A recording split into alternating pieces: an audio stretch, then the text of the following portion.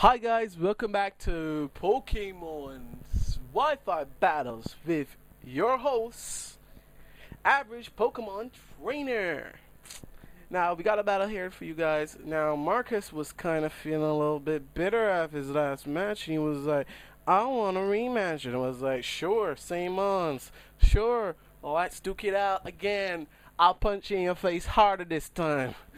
So you know the sets already. He has a Spidgeot, he has a Dolphin, he has a Sawak, Molebreaker Sawak, he has a Arcanine, offensive Arcanine, he has Empoleon, and he has Electivire.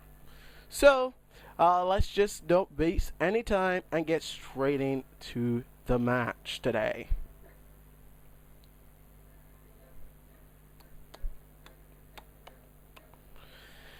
And Marcus is issuing a challenge. Okay, I lead off with my Zabolt this time. I think I do lead off with the same Zabolt this time. I'm not too sure. Yeah, I do lead off with my Zabolt this time, and I go opt to go for the Volt Switch this time. And it takes down Sawat to half. And then I go into my Slowbro, predicting he goes for some move. He opts to goes for the bulk up. The bulk up raises his attack and his defense, and then he goes for the earthquake, and that earthquake does a decent chunk since after bulk up. But you know, the chest on Slowbro hair just gets hairier and hairier each time, telling y'all guys, "Come at me, bro. I could take this." I go for the psychic. He opts for his Sawat to die this turn. He realizes that he needs a fresh switching to the Slowbro. Slowbro's caused him so much trouble last match, and he just wants it dead. Now he goes into his Pidgeot, shiny Pidgeot. I like this thing so much. I want a shiny Pidgeot too. I go up to go for the skull. It does about half, and that was not bad.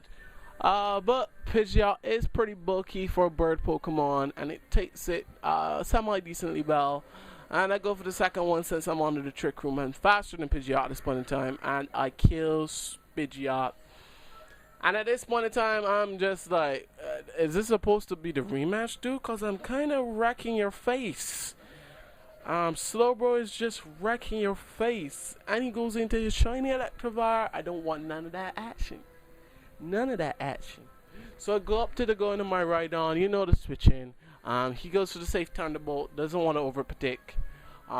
The dimensions return to normal. At this point in time, I don't know. Sometimes I should have switched out there because I was kind of fearing the cross chop because Electivire tends to run cross chop. But he opts to go for the Power Punch, which was pretty questionable. But I could see why he might want to do that because he might want Earthquake to be more powerful. I go for my Earthquake. It's a clean OCO for Electivire. Rhydon is pretty much broken. Not Rhyperiodon, just Rhydon with elite Violite to boost its defense to mammoth proportions. It's friggin' broken. It wrecks shop. So I doesn't want to take a hit from the Dolphin because I know these Dolphins do carry the Ice Shard.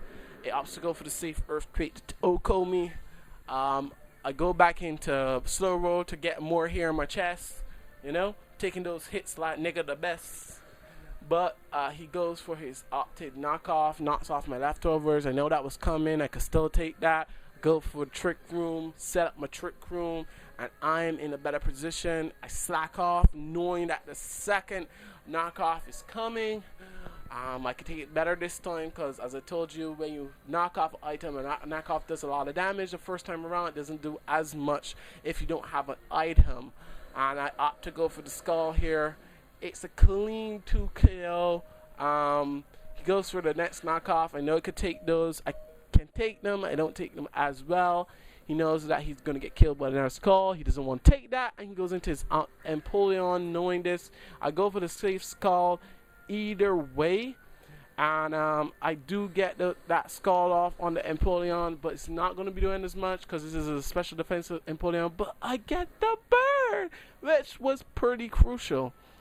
He opts to go for the Hydro Cannon. I was like, really? Well, that's new. And he goes for the Hydro Cannon and takes me to hello and back. I don't have my Trick Room and my Cerberus gone. I was pretty much like, whoa, that was decent. But I do still have my Zabolt, which is my Helios. I go into Zabolt, I go for the Volt switch, you know, get a little bit more momentum pulled back into my team. I switch out of it and I go into my Dredagon. My Dredagon has the priority in the Sucker Punch. I can use that to my advantage. He goes into his Arcanine, expecting.